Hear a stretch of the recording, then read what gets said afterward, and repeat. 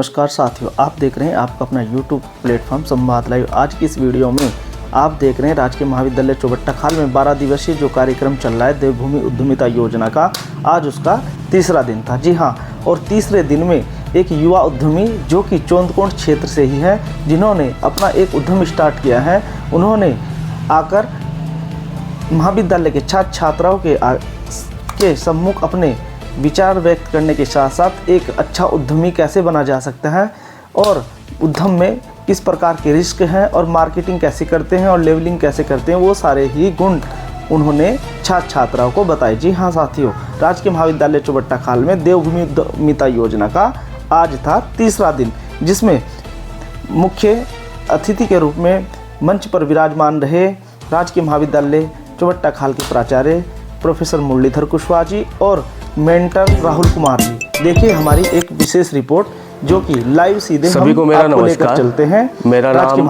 राहुल कुमार है। जो पुराने स्टूडेंट होंगे उनको तो पता ही है कि यहाँ पर क्या चीज़ का प्रोग्राम और किस चीज़ का कार्यक्रम चल रहा है, लेकिन जो नए बच्चे हैं तो मैं उनको फिर से बता दूं, ये देवभूमि उद्यमिता योजना यानी कि EDP का एक प्रोग्राम चल रहा है, 12 दिवसीय का प्रोग्राम, जिसमें आप लोगों को उद्यमिता के बारे में समझाया जाएगा कि एक सफल उद्यमिता या फिर सफल उद्यम या फिर सफल आप अब एक एंटरप्रेन्योर कैसे बन सकते हैं।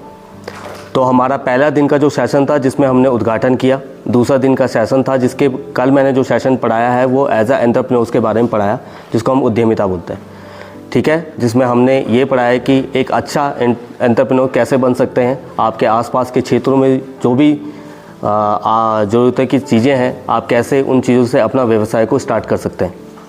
साथ ही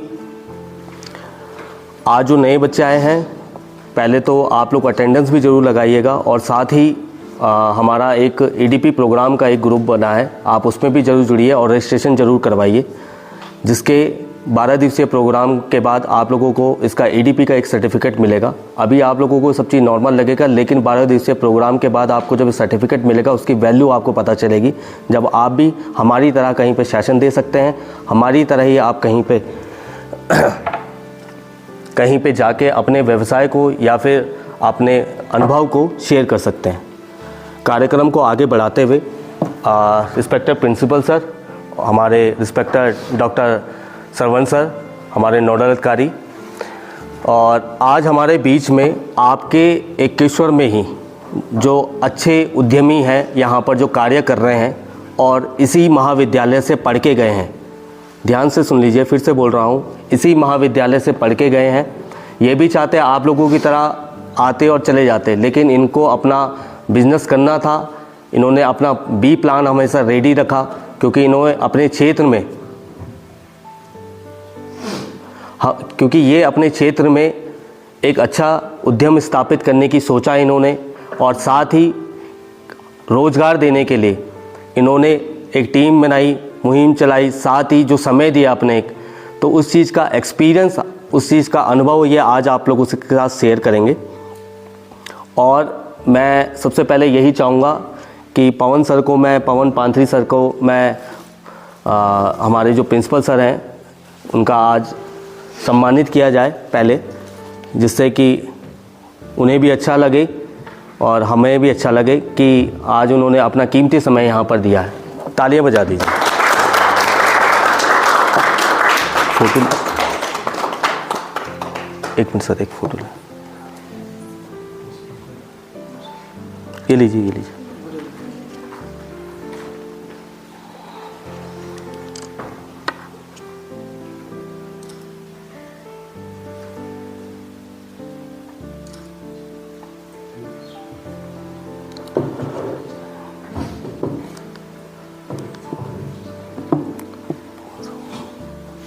तो अब ज़्यादा समय ना लेते हुए और टाइम को देखते हुए मैं यही चाहूँगा कि पवन सर आप आएँ और जो यहाँ के स्टूडेंट हैं, क्योंकि आप भी यहाँ के स्टूडेंट रहे हैं, तो कैसे आपने एक अच्छा उद्यम स्टार्ट किया और कैसे आपने आज किन किन चीज़ों में आपने अचीवमेंट पाई है, उन चीज़ों का अनुभव आप हमारे जो महाविद्यालय के जो स्टूडेंट यहाँ पर बैठे हैं आप उनके साथ शेयर करें। धन्यवाद।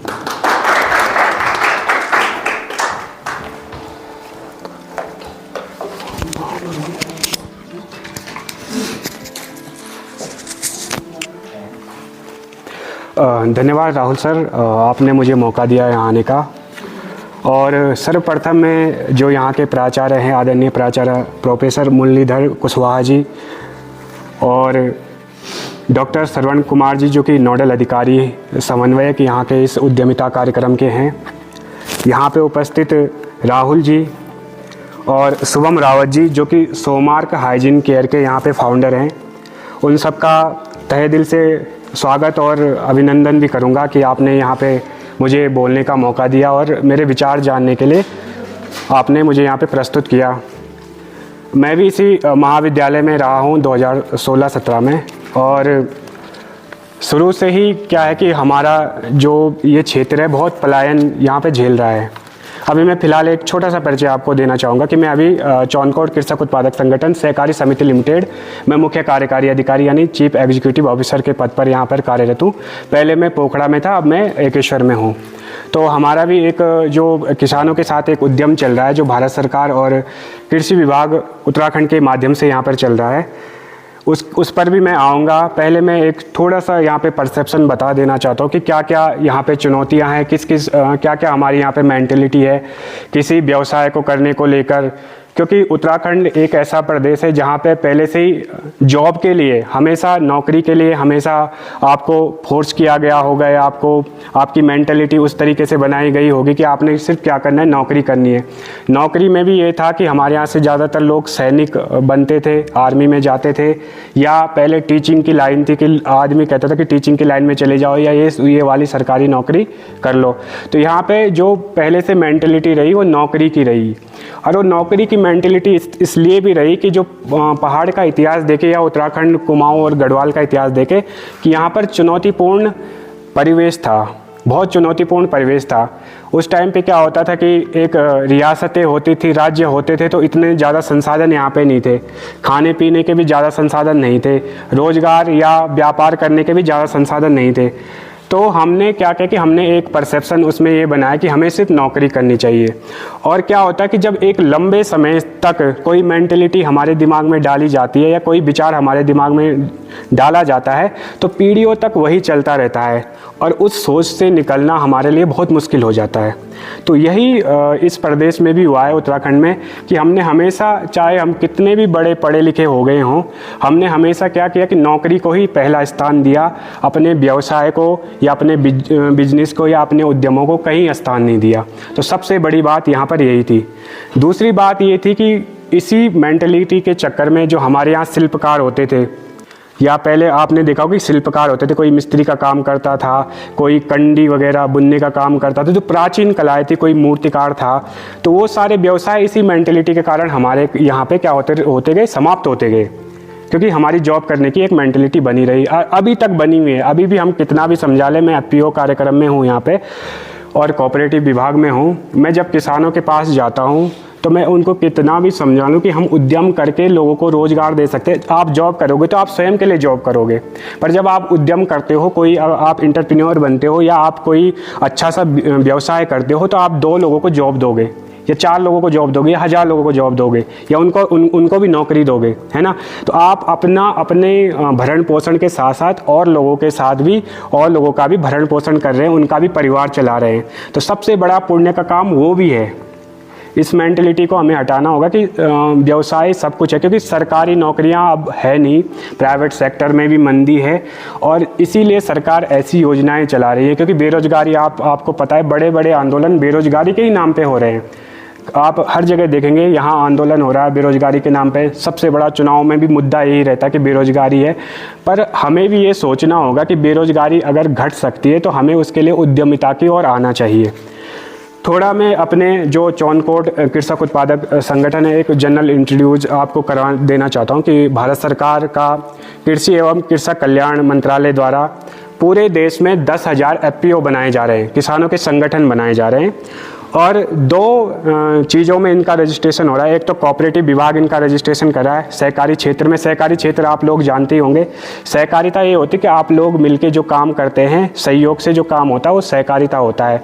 दूसरा इसमें FPC बन रहा है, यानी फार्मर प्रोड्यूसर कंपनी, जो आप 8-10 लोग उसमें BOD मेंबर्स वगैरह होते हैं और एक उनका प्रेसिडेंट वगैरह चेयरमैन वगैरह होता है, उसमें आप एक FPC भी बना सकते हैं।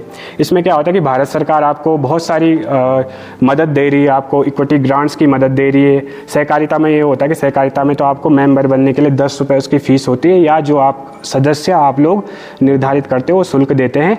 बाकी उसमें 2000 तक का आपको अपना जो क्या कहते हैं कि शेयर जमा करना होता है, और उतना ही शेयर आपको भारत सरकार आपके पर्सनल नाम पे आपको देती है। तो ये FPO कार्यक्रम का हो गया। इसका मेन उद्देश्य ये है कि यहाँ पे बहुत सारे लोग जो एकेश्वर और पोखड़ा के होंगे, मैं उन बच्चों से भी कहना चाहूँगा कि आप जो एकेश्वर पोखड़ा के लोग हैं, जो भी आपके यहाँ किसान या खेती करते हैं, ऐसे लोग इस FPO कार्यक्रम से जुड़ सकते हैं।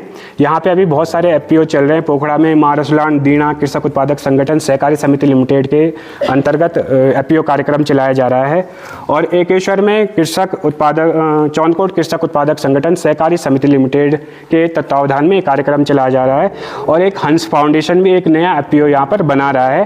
तो जितने भी किसान हो वो यहाँ पर, जिनके भी आपके परिवार में ज़्यादातर यहाँ पे किसान ही है, तो आप इन कार्यक्रमों से जुड़ सकते हैं और इनका लाभ ले सकते हैं। ये तो मैंने FPO के बारे में आपको जनरल इंट्रोडक्शन दे दिया। अगर आपको ज़्यादा जानना होगा तो हमारा नवोखाल में कार्यालय है, आप कोई भी आप वहाँ पर आ सकता है, क्योंकि हमारे बहुत सारे स्टूडेंट यहाँ पे मेंबर हैं। जैसे इसी कॉलेज के बहुत सारे स्टूडेंट एकेश्वर से हमारे वहाँ पे मेंबर है, और पोखड़ा में भी हमारे वो मेंबर हैं। थोड़ा सा मैं ये बताना चाहूँगा कि अभी मैंने व्यवसाय या उद्यमिता के बारे में बात किया, और क्या उद्यमिता की चुनौतियाँ हो सकती है हमारे लिए और क्या हमें करना चाहिए, मैं थोड़ा सा प्रकाश उस पर भी डालना चाहूँगा। पहाड़ों में अगर हम कोई उद्यम स्थापित करना चाहेंगे तो मैं आपसे ही पूछना चाहूँगा कि सबसे बड़ी चुनौती क्या है? कोई बता सकता कि हमारे उद्यमिता या हम कोई एंटरप्रेन्योरशिप करना चाहेंगे, सबसे बड़ी चुनौती आपके लिए क्या है? आप लोगों को भी बोलना है, केवल सुनना नहीं है, बोलना है, बात करना है। आप बिजनेस करने से क्यों डरते हैं या क्यों शुरू नहीं कर पा रहे, आप ये बताइए मुझे।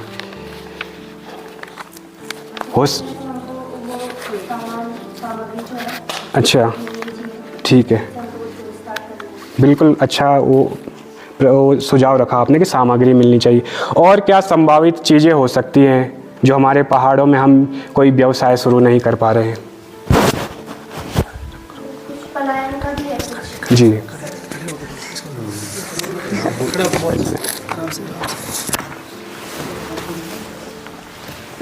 पहले तो सामग्री वगैरह हमको मिलनी चाहिए, जो भी हमको उद्यम स्टार्ट करने के लिए चाहिए जी। फिर यहाँ एक प्रॉब्लम है कि पलायन हो रहा है, हमको जागरूकता के लिए हमको मतलब बताने के लिए लोग भी चाहिए कि हमको अपना किसको बताना है, अपना जो भी हम स्टार्ट कर रहे हैं वो हमको पहले अपना क्षेत्र में फैलाना है कि हमने ये स्टार्ट किया है। तो इसमें फिर इसके बाद तो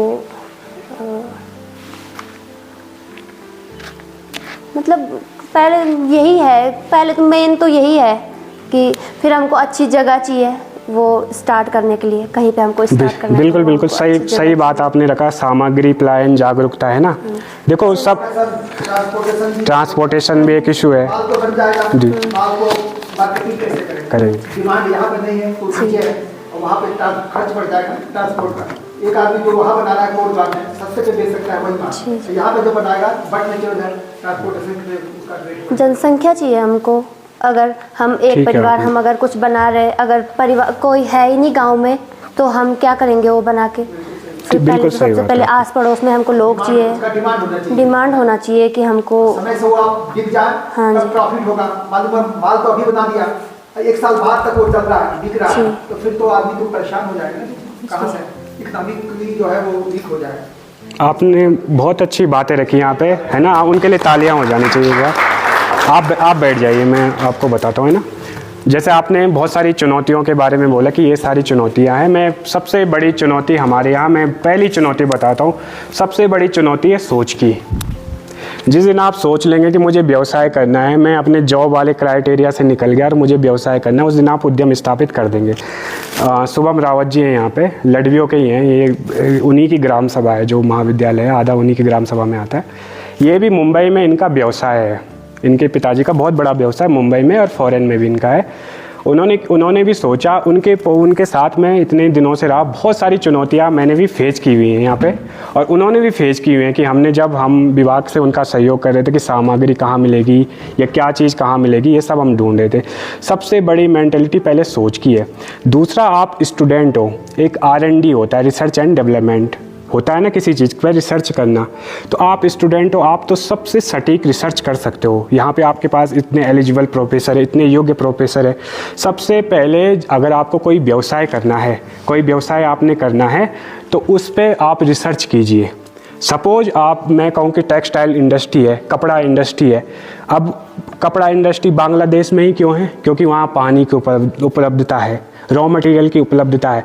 तो सबसे पहले अपने व्यवसाय के लिए, अपने व्यवसाय को किफ़ायती बनाने के लिए, उसको क्या कहते हैं कि उसकी वैल्यू बढ़ाने के लिए, है ना, आप प्रॉफिट बढ़ाने के लिए आप सबसे पहले रिसर्च कीजिए कि आप अपने क्षेत्र में क्या कर सकते हैं, जिससे आपको रिसर्च हो, कच्चा माल सस्ता मिले, ट्रांसपोर्टेशन अच्छा बैठे।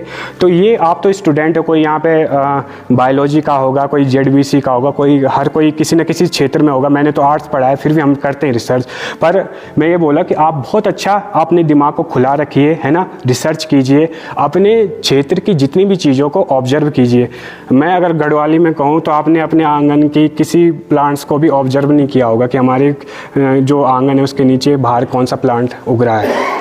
किया है किसी ने ऑब्जर्व कि कौन सी औषधि है, कौन सा प्लांट है? किसी ने नहीं किया होगा कि कौन सा हर्बल प्लांट हमारे उसमें लगा हुआ है आंगन में। बहुत सारी चीज़ें हैं। तो सबसे पहले हमने रिसर्च करना है। पहले तो मेंटलिटी बना दी, फिर रिसर्च करना है कि भाई इस व्यापार में क्या हो सकता है। उत्तराखंड में आप देखेंगे सबसे ज़्यादा हर्बल जो चीज़ें हैं वो जा सकती हैं। मैं अभी DMC की मीटिंग में था, DM सर थे वहाँ पे, तो उन्होंने एक ही चीज़ बोला था कि हमारे लिए तो बहुत इजी हो जाता है कि हिमालय के नाम से कोई प्रोडक्ट बेचना। हिमालय का मतलब होता है प्योरिटी, शुद्धता।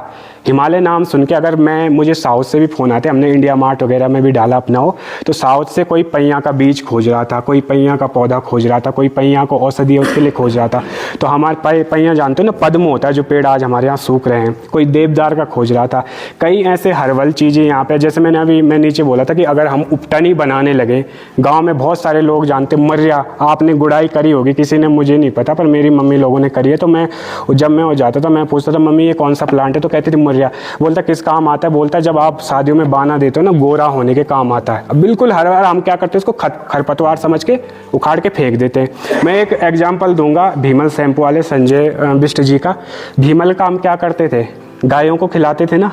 सोच पे उन्होंने रिसर्च ही तो की, हम गायों को खिलाते थे और सर धोते थे, पर उन्होंने उस सोच को आगे बढ़ा, उस पर रिसर्च की। उन्होंने कहा यार भीमल से हम सर धोते थे, क्यों ना इसका शैम्पू बनाया जाए, ये भी तो हो सकता है। अभी जैसे शुभम रावत जी हैं, अभी तो उन्होंने केमिकली प्रोडक्ट बनाया, हमारी रिसर्च अभी चल रही है। तो जैसे मैंने बोला हमारे यहाँ जमरिया होता है, बहुत ज़्यादा होता है ना जमरिया, तो उसको एज ए क्लीनिंग एजेंट के रूप में हम प्रयोग करने वाले हैं आने वाले प्रोडक्ट्स में। क्योंकि हम तो फेंक देते हैं ना, वो किसी खाने का काम का होता है ना, वो किसी बिकता है बाज़ार में, उसको ऐसे ही फेंक देते हैं।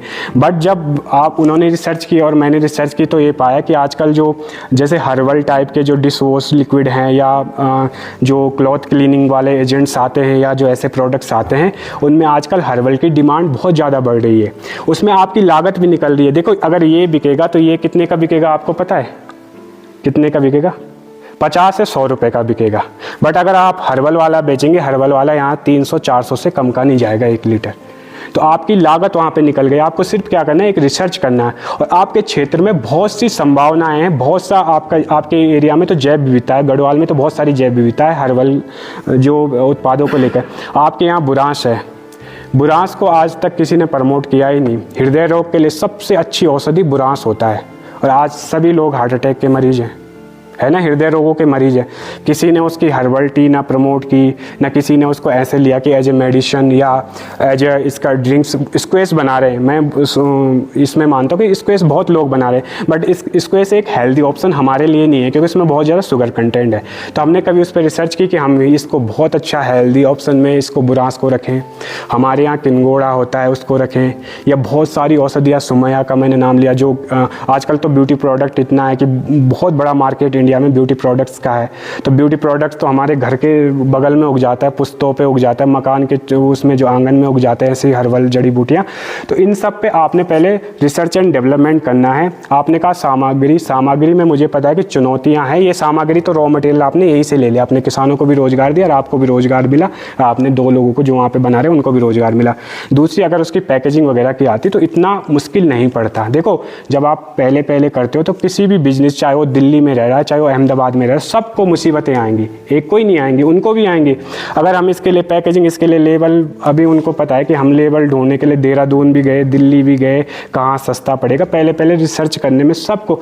बट जब आपके पास एक बार चैन बन जाती है, आपको पता चल जाता है कि मुझे पता चला कि हरिद्वार में इसका केमिकल मिलता है और हरिद्वार में इसकी बोतलें मिलती है, तो जब आप एक बार उसकी रिसर्च कर लेते हो, आप वहाँ तक उस चैन तक पहुँच जाते हो, तो उसके बाद आपको कोई वो नहीं आती। आपको 1-2 महीने 3 महीने आपको क्या होना पड़ेगा, थोड़ा उसके लिए संघर्ष करना पड़ेगा। ठीक है। डिमांड्स की बात करूं, डिमांड्स के लिए आप स्टूडेंट्स हो, हमने भी एक वेबसाइट बनाई दिव्यार्क नाम से, अभी प्रोसेस में है। उसका जो रोजर पे वगैरह होता है कि ऑनलाइन पेमेंट्स का, उसका थोड़ा सिस्टम रह चुका है, तो हमने वो वेबसाइट बनाई। आप लोग स्टूडेंट हो, आप ई-कॉमर्स का जानते हो, बहुत अच्छे से जानते हो, और बहुत लोग, मेरा एक दोस्त है आई पहाड़ करके उसकी साइट है, और यहीं का है, सीला गांव का है, ये दुंदरा कोटी रणसवा के सामने। उसने आई पहाड़ नाम से एक वेबसाइट बनाई। उसने किया था सिविल इंजीनियरिंग। अब उसको अब पता ही है कि जॉब तो किसी को इतनी जल्दी मिलती है नहीं, वो करता रहा, पेपर देता रहा। उसने बोला क्या किया जा सकता है, तो उसने ई-कॉमर्स वहाँ पे एक साइट बनाई, और वो क्या करता है कि कुमाऊँ वगैरह से सामान कलेक्ट करके देहरादून में ले जाता है और ई-कॉमर्स पे अच्छे रेट में बेचता है। आज उसका टर्नओवर मेरे साथ ही पड़ा है, और आज उसका टर्नओवर नहीं भी होगा, सालाना 1 करोड़ 2 करोड़ का टर्नओवर उसका आता ही आता है, और अभी उसको 1 या 2 साल हुआ है।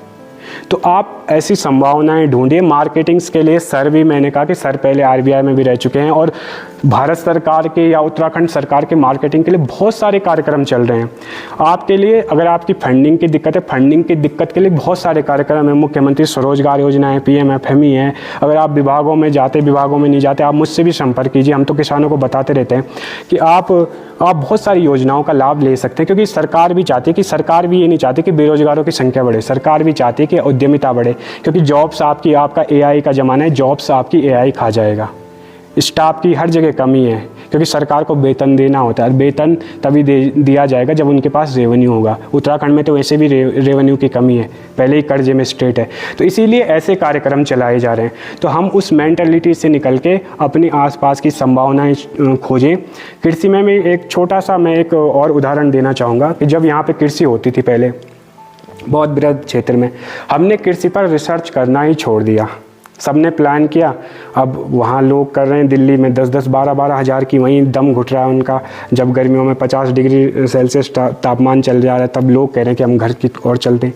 कृषि पे अगर हम रिसर्च करते, मैं एक चीज़ बताऊँगा कि जैसे यहाँ पे कुछ संभावनाएँ हो सकती थी सब्जी में, बागवानी में। बहुत बड़ा मत जाओ, आप एक पॉली हाउस करो। अगर किसी को कृषि में उद्यमिता करनी है, एक पॉली हाउस करो, उस पर अच्छी क्वालिटी का F1 सीड आता है टमाटर का। और आपको पता है कि बरसात में जब टमाटर जाता है तो टमाटर 150-200 से कम का नहीं जाता। और वो क्यों जाता है कि पूरे उसमें मानसून सीजन की बारिश हो रही होती है, और पूरे देश में टमाटर की जो फसलें वो ख़राब हो जाती है। ये बात तो आपको भी पता होगी, आपने जिन्होंने सब्जी ली होगी, 150 से कम का टमाटर कहीं मिलता ही नहीं बरसात में। और आप बोलोगे क्या करेंगे उसमें, आपने एक पॉली हाउस में 200 टमाटर के पेड़ लग जाते हैं, है ना। और अगर आपके गांव में 1-2 ग्रुप है, आपने जैसे 2-4 ग्रुप आपका स्टूडेंट ने आपने बना लिया, 2-2, 3-3 गांव में एक पॉली हाउस लगा लिए। अभी मुझे हिमांक शर्मा जी मिले थे, जो नाबार्ड के प्रबंधक है, उन्होंने भी यही बात बोली थी कि अगर आपने 8-10 गाँव में, जैसे आप इतने स्टूडेंट्स यहाँ पर बैठे हो, आपने उद्यमिता करना है, हर किसी ने एक पॉली हाउस 1 साल में लगा लिया, आपने उससे टमाटर लिया, तो अगर उसमें आप एक प्रोडक्शन रखोगे कि हमने 10,000, क्या, क्योंकि आजकल तो हाइब्रिड वैरायटी है, एक ही पेड़ 10 किलो तक दे देता है, 10 किलो ना भी दे, 5 किलो दे।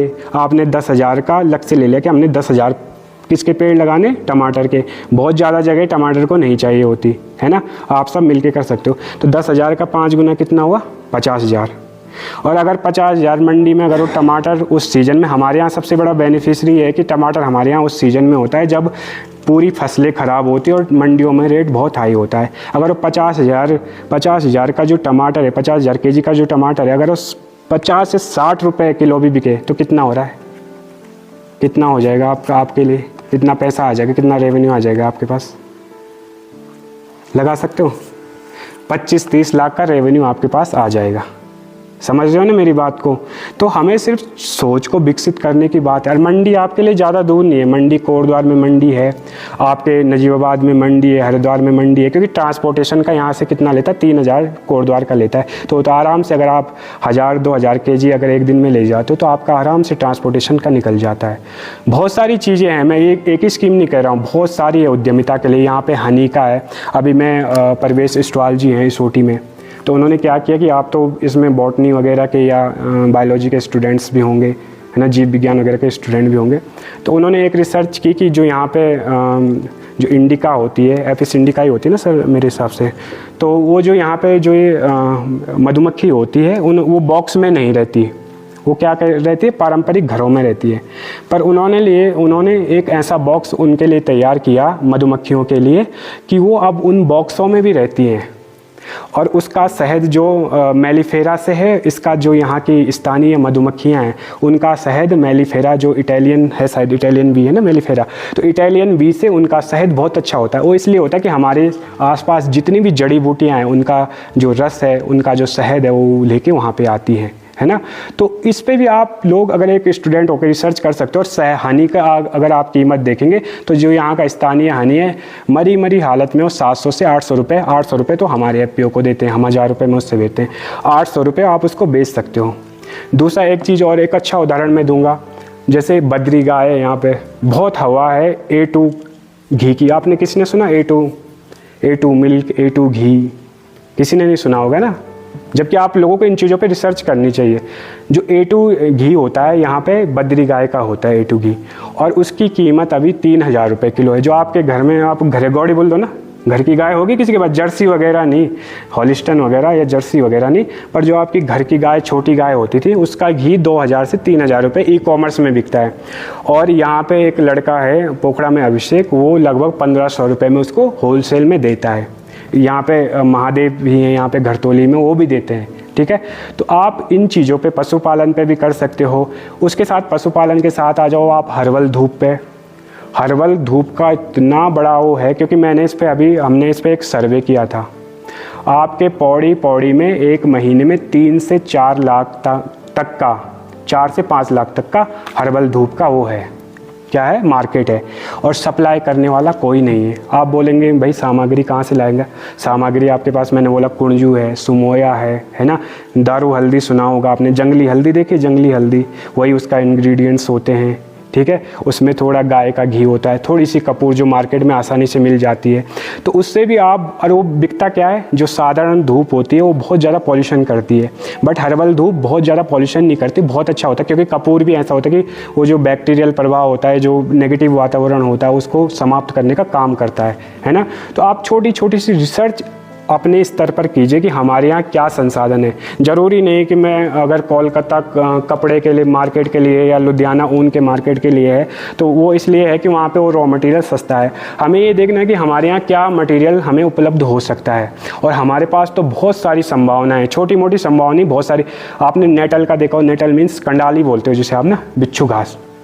किसी को पता ही नहीं कि वो DHT ब्लॉकर होता है, यानी जब आप गंजा हो जाते हैं तो अगर आप उसके पानी से सर धो दें, ठीक है, तो आप जल्दी से गंजे नहीं होते उससे।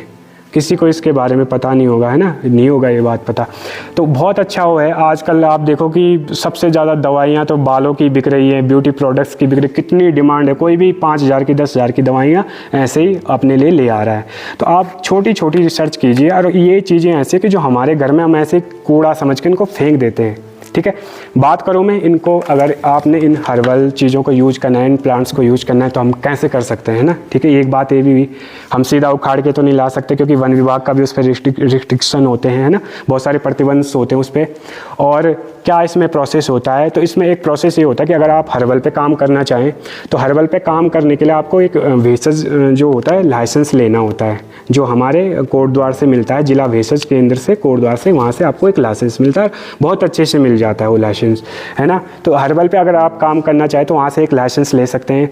दूसरा, कुछ लाइसेंसेस मैं यहाँ पे लाया हूँ, आप लोगों को भी दिखा देता हूँ नीचे आके, कि जैसे आप किसी भी उद्यम को स्थापित करते हो तो किसी भी उद्यम को स्थापित करने के लिए अगर आपको चाहिए एमएसएमई का लाइसेंस, ये होता है एमएसएमई का लाइसेंस। आप लोग देख लो इसको एक बार ना, कुछ नहीं होता, आप ऑनलाइन इसको क्या कर सकते हो, रजिस्टर कर सकते हो, कुछ भी कर सकते हो इसका रजिस्ट्रेशन। ये एमएसएमई का लाइसेंस है। इसमें आपने इसको किया, इसमें जैसे आपने एड्रेस डाला, अपनी कंपनी का नेम डाला, अपने प्रोडक्ट का नेम डाला, प्रोडक्ट मीन्स कंपनी का नेम, जिस कंपनी के नेम से आप शुरू करना चाहते हो या जिस भी संस्था या ऑर्गेनाइजेशन से आप शुरू करना चाहते हो, तो ये एमएसएमई लाइसेंस होता है। मैं एक बार पढ़ के बता देता हूँ।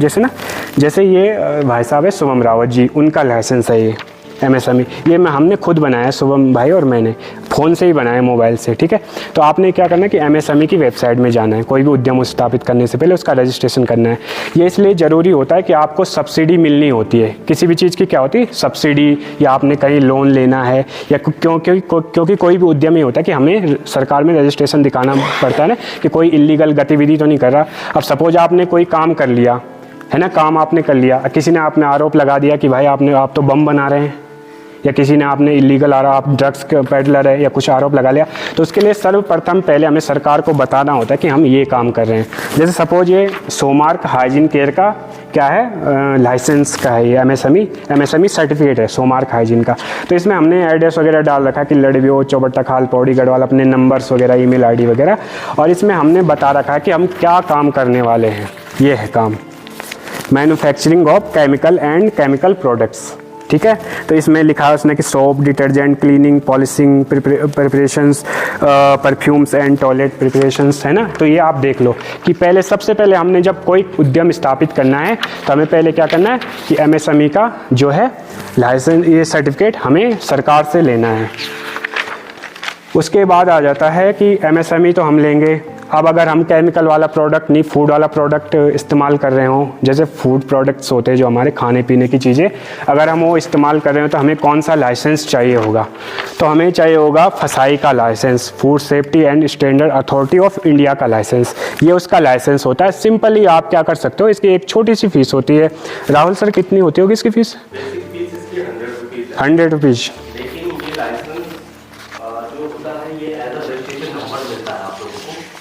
लेकिन अगर आप स्टेट लाइसेंस में जाते हैं, इसकी कॉस्ट है 7 से 8 हज़ार रुपये रजिस्ट्रेशन की फीस, और आप इसको भर सकते हैं फूड प्रोसेसिंग, फूड डेरिवेटिव में अगर आप काम करना चाहते हैं, ठीक है। ये चीज़ होना बहुत जरूरी है, ठीक है। तो ये हो गया फसाई का लाइसेंस, जो आपको साइट से बिल्कुल आसानी से, जो फसाई की साइट होती है उससे आसानी से आप बना सकते हैं, है ना, इस चीज़ को।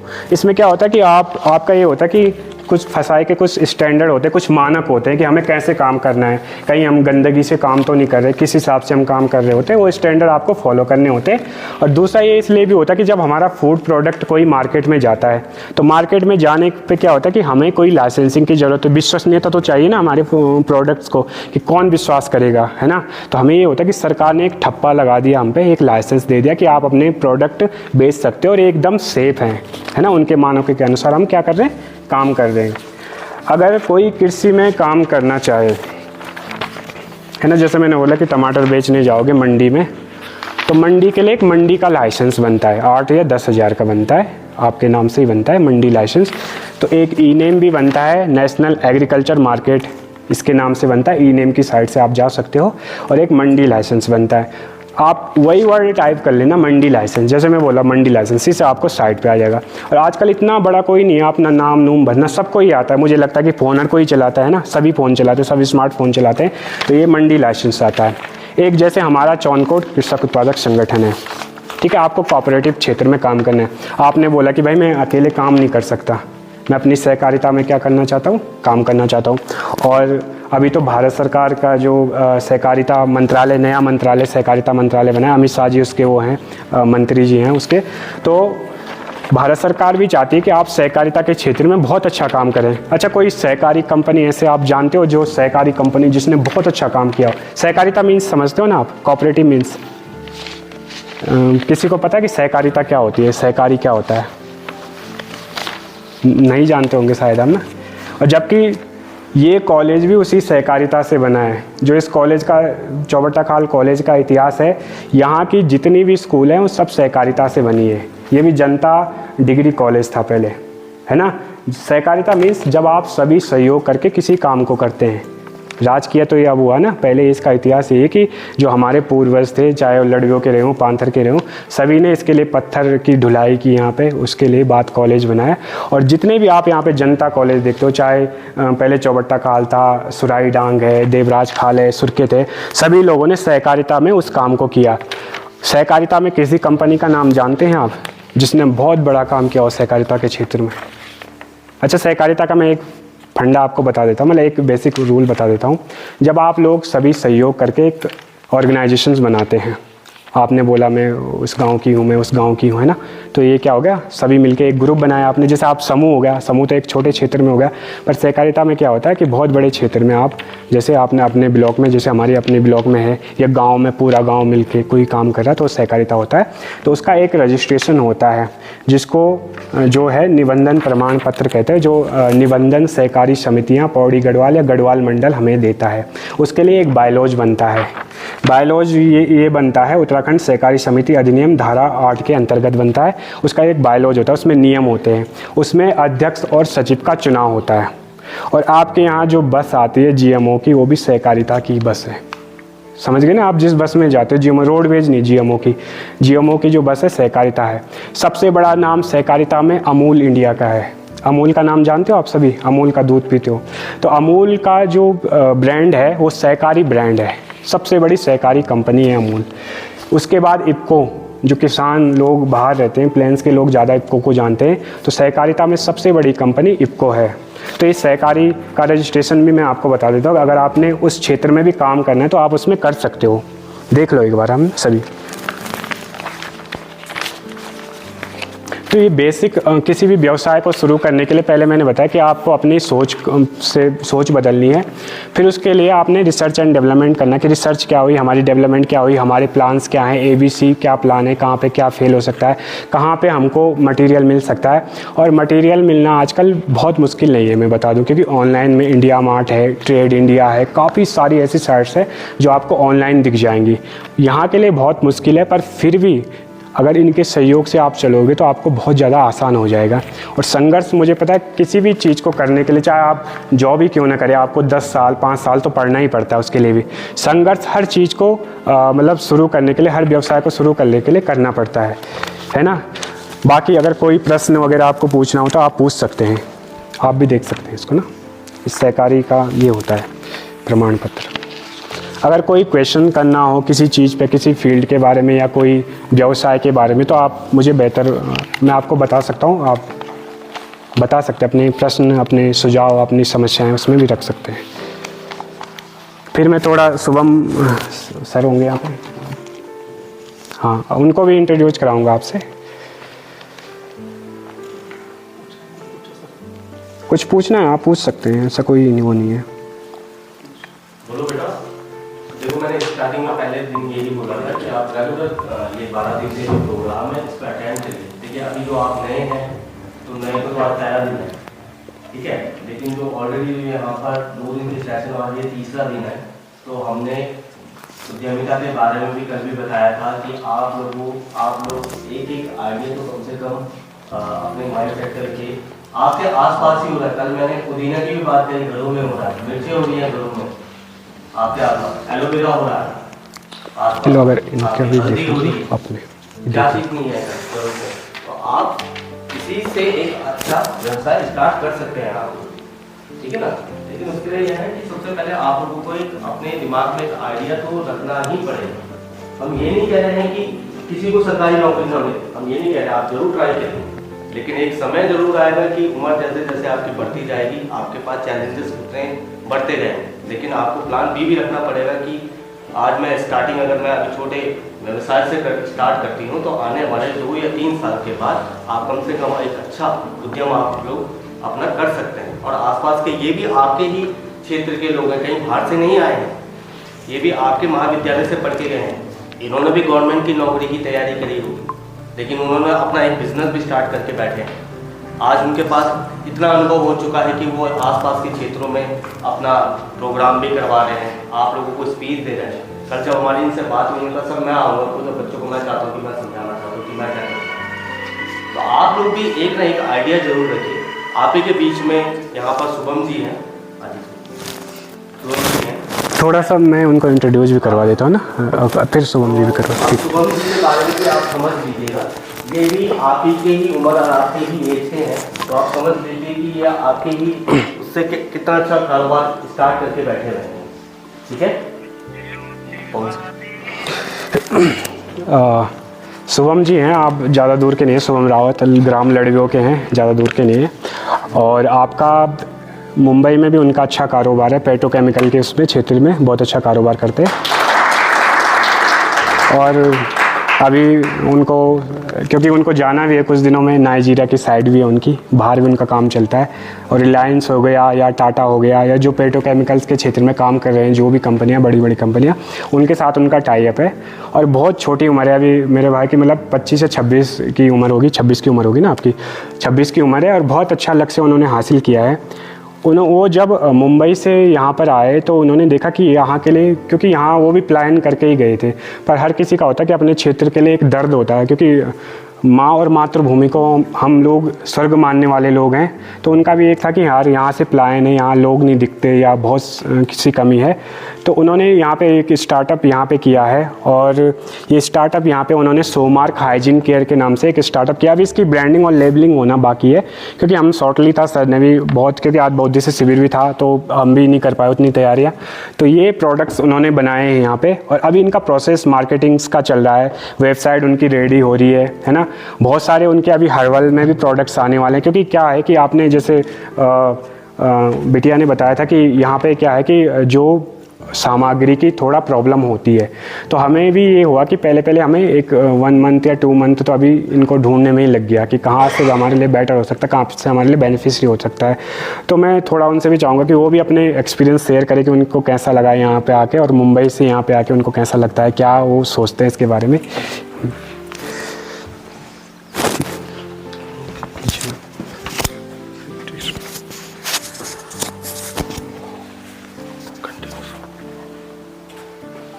गुड मॉर्निंग आप सभी का। मेरा नाम शुभम रावत है।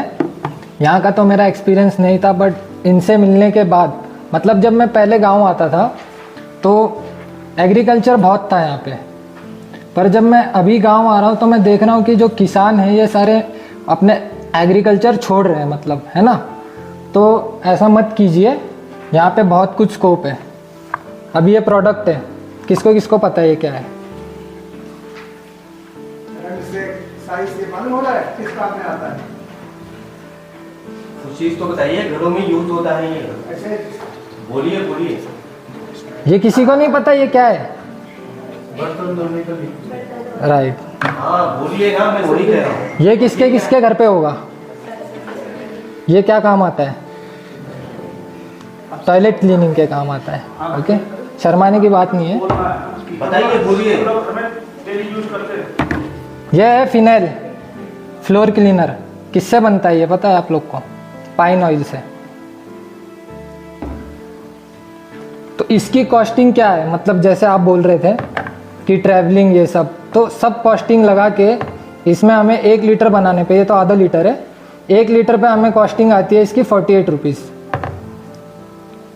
Total travelling, labour charge, light bill बना के। इसके लिए कोई मशीन की ज़रूरत नहीं है, बस 15 दिन की ट्रेनिंग लेनी है आपको, उसके बाद आप ये घर पे भी बना सकते हो।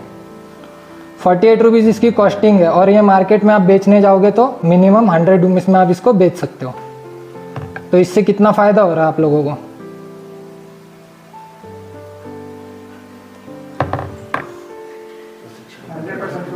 100% के ऊपर फ़ायदा हो रहा है। तो यही है मेरा। बाकी जो मुझे यहाँ का कुछ पता नहीं था तो सर ने मेरी हेल्प की है, राहुल सर ने, लाइसेंस वाइसेंस के लिए, सर्टिफिकेट के लिए। तो हाँ, कर सकते हो यहाँ पे आप कुछ। इतना ही बोलूँगा फिलहाल।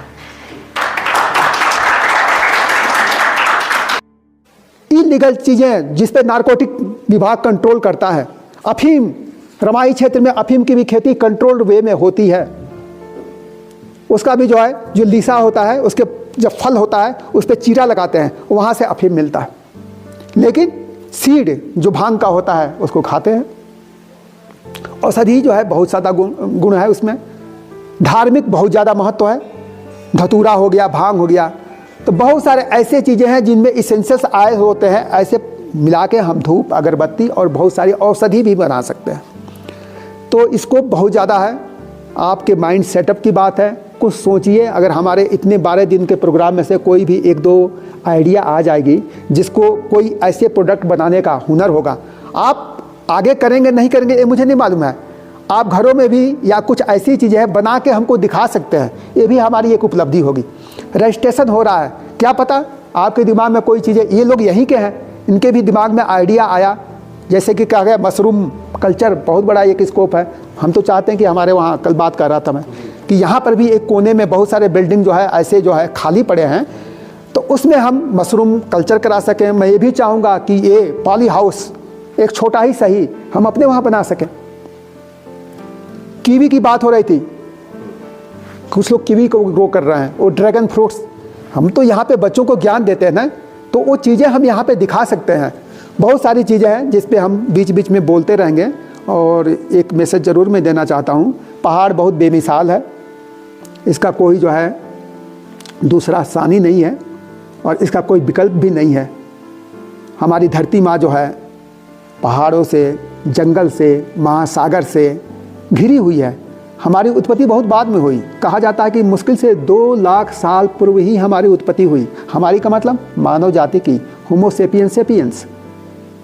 और हमने 18वीं शताब्दी से हमारा औद्योगिक विकास हुआ, और औद्योगिक विकास में बहुत ज़्यादा यंत्रों का विकास हुआ, बहुत हम आगे बढ़े, हम जो है सामाजिक रूप से, बौद्धिक रूप से बढ़े। लेकिन हम प्राचीन दर्शन जो है उसको भूलना न चाहिए। आपको मालूम है भारत का जो धार्मिक महत्व है, दार्शनिक महत्व है, बहुत प्राचीन है, जबकि बहुत सारी चीज़ों का इजाद जो है बाद में हुआ। और एक यूरोपियन ग्रुप को जो है, जो फिलासफर्स हैं, सब कुछ उनके तरफ चला गया, सारा कुछ क्रेडिट हमने उनको दे दिया। और हमारे जो मनीषी, दार्शनिक और वैज्ञानिक थे, आयुर्वेद के क्षेत्र में कितना काम हुआ, इतने बड़े बड़े काम हुए, जो काम तो यहाँ पे हुए, लेकिन वहाँ पे कुछ डिस्कवरी हुई और क्रेडिट उनको चला गया। तो हमको जो है परंपरागत ज्ञान को सजोना है, हमको जो है संरक्षण करना है, हमको औद्योगिक रूप से भी आगे बढ़ना है, और हमको जो है 2047 तक जो है विकसित भारत का भी रूप देना है। तो बहुत सारी इन्हीं सब चीज़ों को लेकर नई शिक्षा नीति का जो है, ये राष्ट्रीय शिक्षा नीति जिसे बोलते हैं, उसके स्टेप्स के अनुसार, उसके जो है नीति के अनुसार, गवर्नमेंट की नीति के अनुसार जो है हमारा जो है पाठ्यक्रम में भी बहुत बदलाव हुआ है। और एक बात बता दूं, आपको ये ज़रूर लगता होगा कि यहाँ पे बैठ के हमारा जो है कोई पर्पज़ क्या पूरा हो रहा है सिलेबस का, बिल्कुल पूरा हो रहा है, क्योंकि अब चीज़ें जो है बदल रही हैं। हम लोग जो है ट्रांजिशनल संक्रमण काल में है।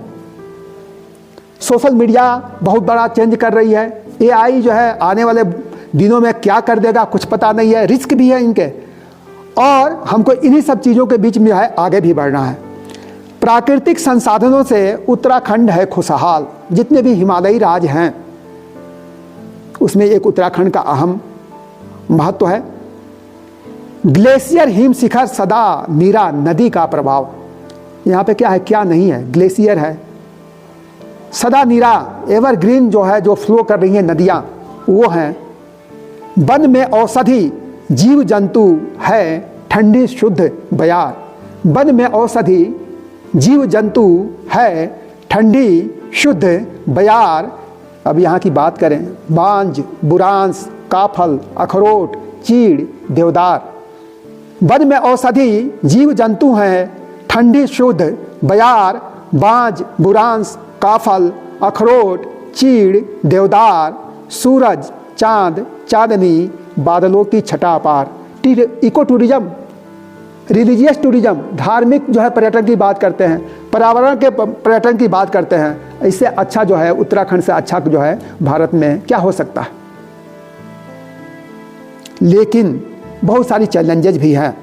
झरने, जो बहुत सारे स्प्रिंग्स हैं, झरने, गाद, गदेरे है, मोहक फिजा हजार। फिजा समझते हो, वातावरण। चित्त लुभाती चोटियाँ है, हिमालय पर्वत राज। आनंद मन में समाता, कुदरत से साक्षात्कार। कोई आप नहीं समझते हो क्योंकि रोज़ यहाँ पे रहते हो। जो बाहर से आता है वो देखता है कि पहाड़ का क्या महत्व है और टूरिज्म का क्या महत्व है और धार्मिक जो है क्या दृष्टिकोण है इस क्षेत्र का। सांस्कृतिक रीति रिवाज तो धाम यहाँ चार। यहाँ पे कल्चरल, मैं उत्तरकाशी में 15.5 साल रहा था, वहाँ पे गंगोत्री का अलग कल्चर था। उत्तरकाशी जो कहा जाता था कि गंगा जी का मायके है उत्तरकाशी, उसका अलग महत्व था। जो रवाई बेल्ट था वहाँ की संस्कृति अलग थी। जो चंबा का क्षेत्र था उसका अलग था। तो यहाँ पे अलग बोली, भाषा, रीति रिवाज, ये सांस्कृतिक रीति रिवाज तो धाम यहाँ चार, गंगोत्री, यमुनोत्री, बद्रीनाथ व केदारनाथ। आओ सुने, खाली हो रही आबादी, पहाड़ों की एक बहुत बड़ी जो है पलायन की समस्या। खाली हो रही आबादी क्यों सोचे बार बार, खेत सूना सूना तो आपदा की बहुत मार। आज हम कहते हैं जंगली जानवरों का आतंक हो गया। ये जंगली जानवर पहले नहीं थे क्या? बिल्कुल थे, लेकिन घने जंगलों में सीमित थे और जो खेती वाली भूमि थी वहाँ पे खेती होती थी। आज खेती को तो हम कर नहीं रहे हैं या बहुत कम कर रहे हैं। अभी मैं पैठानी गया था तो वहाँ पे यहाँ से ज़्यादा खेती हो रही है। वो जो यमुना वैली है वहाँ पे आलू, टमाटर, अदरक, नरेंद्रनगर का बेल्ट, अदरक बहुत प्रसिद्ध है। मतलब हो रही है, ऐसा नहीं है। लेकिन पौड़ी में सबसे अधिक जो है पलायन है। जब चुनाव होता है तो हम देखते हैं घोस्ट विलेज कितने हैं, घरों में केवल बुजुर्ग लोग रह गए हैं, बाकी लोग चले गए हैं। तो ये चुनौतियाँ बहुत है। खाली हो रही आबादी क्यों सोचे बार बार, खेत सुना सुना तो आपदा की भी बहुत मार, प्लास्टिक थैली कचरे की उचित तो हो उपचार। मैं एक चीज़ बहुत बार बार कहता हूँ कि यहाँ पे कस्बा है, गांव है, ठीक है उतनी सुविधाएं नहीं है, लेकिन फिर भी अगर जो भी हम यूज करते हैं वो प्लास्टिक वो उसमें है। ये हमारी मजबूरी है। ये प्रोडक्ट भी हम बनाएंगे तो पैकेजिंग कहाँ करेंगे? प्लास्टिक में ही करेंगे। यूज हो जाएगा तो इसको रिसाइकिल में जाना चाहिए, वो हम जो है फेंक देते हैं। ज़रूर आपसे मैं जो कहना चाहूँगा कि आप लोग आते हो और बाहर के लोग भी इस क्षेत्र में आते हैं, वो कभी जो है गुटखा और ये नशीली पदार्थ तो खाना ही नहीं चाहिए, लेकिन कभी बिस्किट का पैकेट या कोई कोल्ड ड्रिंक या वो भी करते हैं तो उसको उचित स्थान पे रखना चाहिए, क्योंकि ये जलाना कोई उद्देश्य नहीं है। हर चीज़ का जो है एक अच्छा जो है, हमको प्रकृति को सुधारना है तो निश्चित रूप से जो है रिसाइकिल पे भी जोर देना पड़ेगा। प्लास्टिक थैली कचरे की उचित तो हो उपचार, जलाने से इनकी होती है जहरीली गैस विस्तार। कार्बन डाइऑक्साइड कहते हैं कि ज़्यादा बढ़ जाता है तो क्या होता है? ग्रीन हाउस इफेक्ट होता है। कार्बन मोनोऑक्साइड अगर थोड़ा सा भी हो तो दम घुट जाएगा, आदमी मर जाएगा। नाइट्रोजन के ऑक्साइड वो भी जो है खतरनाक है, और हम थोड़ा थोड़ा करके इन सबको जो है बढ़ावा दे रहे हैं।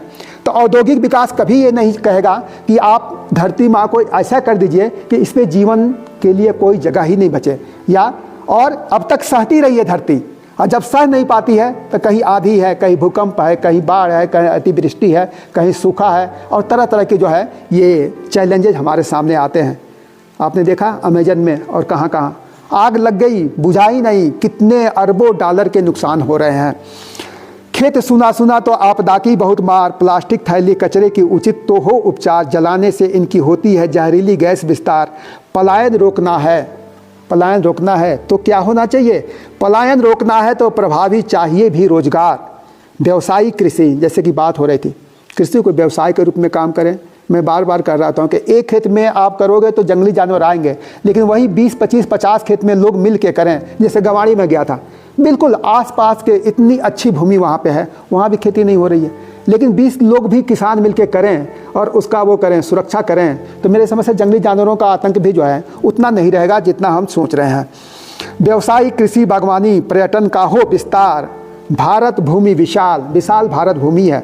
हिमालय सागर के आर पार अगर देखेंगे, विशिष्टता है विविधता में, डाइवर्सिटी विविधता है। यहाँ पे बहुत ज़्यादा धर्म के लोग रहते हैं, बहुत ज़्यादा जो है सोच विचार के लोग रहते हैं। अनेकता में एकता है, भौगोलिक रूप से भी और सामाजिक रूप से भी। तो ये विशेषता है। भारत भूमि विशाल, हिमालय सागर के आर पार, विशिष्टता है विविधता में, हिंद की जय जयकार। विशिष्टता है विविधता में, हिंद की जय जयकार। तो इन सब शब्दों के साथ जो है पुनः इस प्रोग्राम के जो तृतीय दिवस है, इसमें मैं चाहूँगा कि आपकी प्रतिभागिता और अधिक संख्या में है। एक बात और बता दूँ, सरकार का लगातार जोर है कि आपकी उपस्थिति हो। 1 तारीख से जो है आपके जियो टैग फ़ोटो भी लिए जाएंगे क्लासेज में, और उसको भेज दिया जाएगा गवर्नमेंट के पास। वो आकलन करेगी वहाँ पे कि फला स्टूडेंट का कितना जियो टैग फ़ोटो आया, 75% से कम अटेंडेंस होगा, आपको फॉर्म भरने नहीं दिया जाएगा। तो इसको बिल्कुल आप दूसरों को भी हम नोटिस भी निकाल रहे हैं, सब कुछ कर रहे हैं। ये इसलिए है कि आपकी उपस्थिति हो, हम जिस काम के लिए यहाँ पे हैं उसको प्रभावी रूप से किया जाए। निश्चित रूप से यहाँ पे चैलेंजेस भी हैं, कभी जंगली जानवर आ जाते हैं। अभी भालू का आतंक हुआ था केसर में, 2 लोगों पे हमला किया था, उनकी जान कैसे भी बची। कभी कभी मैं देखता हूँ समारोह हुआ था, कुछ बच्चे वहाँ खड़े थे, हमने कहा बेटा क्या है कि आप बाघ लगा है, यहाँ पे तो ऐसे बोलते हैं ना, हमारे वहाँ नहीं बोलते हैं। बाघ का मतलब हमारे वहाँ कहते हैं बाघ मार देगा या वो दौड़ आएगा। यहाँ पे मतलब जैसे जो मैं तो 26 साल हो गया यहाँ उत्तराखंड में रहते हुए, 27वां चल रहा है सर्विस के मेरा, तो मैं समझ गया। हमने कहा गौरव से कि भाई देखो इन बच्चों को पहले नहीं तो मेरे से पैसे लो, गाड़ी से करके इनको छुड़वाओ। लोटीगो के नाई के कुछ थे बच्चे, उनको भी कहा था। तो ये भी एक समस्या है, पलायन भी समस्या है, बच्चों के अब बच्चे नहीं आ पाते हैं, ये भी एक समस्या है। लेकिन आफ्टर ऑल हमको जो है कोई ना कोई रास्ता, हमने लिखा भी है कि जो ये कोट द्वार से यहाँ पे बस आती है रोडवेज की और जाती है आगे तक और फिर वापस आती है तो 1 बजे 1:30 बजे चली जाती है। तो उसका भी समय परिवर्तन के लिए हमने लिखा है कि कम से कम 3 बजे जाए ताकि बच्चे यहाँ पे मैक्सिमम समय के लिए स्टे कर सकें। तो इन्हीं सब शब्दों के साथ पुनः जो है बहुत बहुत बधाई। देवभूमि उद्यमिता के योजना के अंतर्गत सभी लोग यहाँ बैठे हुए हैं, प्रतिभागिता के लिए सबको बहुत बहुत धन्यवाद। बाहर से जो अतिथि आए हैं उनको भी जो है बहुत बहुत जो है बधाई और ये आभार मैं व्यक्त करता हूँ कि आप लोगों के सहयोग से ही ये कार्यक्रम चल रहा है। और निश्चित रूप से कोई आइडिया जरूर लीजिए बेटा, कुछ भी आइडिया, घरों में मसाला बनाने का, अगरबत्ती बनाने का, कुछ पौधे हों तो उनको यहाँ पे करने का, ठीक है। कोई प्रोडक्ट आप देखें, बायोलॉजिकल साइंस वाले जो है हार्बेरियम बनाते हैं, अच्छा पौधा दिखता है आपको, उसको हमको ला के दिखाइए, उसको सुखा के हार्बेरियम सीट पे लगाइए, कुछ नया करिए ताकि लगे कि हाँ इस प्रोग्राम का जो है कोई ना कोई उपयोगिता है और जो यहाँ प्रक्रिया है उसके तहत जो है सब कुछ होगा ही। धन्यवाद। साथियों आज की वीडियो में इतना ही। अगर आपको हमारी यह वीडियो अच्छी लगी है तो लाइक करें, शेयर करें और हमारे चैनल संवाद लाइव को सब्सक्राइब करना न भूलें। मिलते हैं अगली वीडियो में, तब तक के लिए नमस्कार, जय हिंद।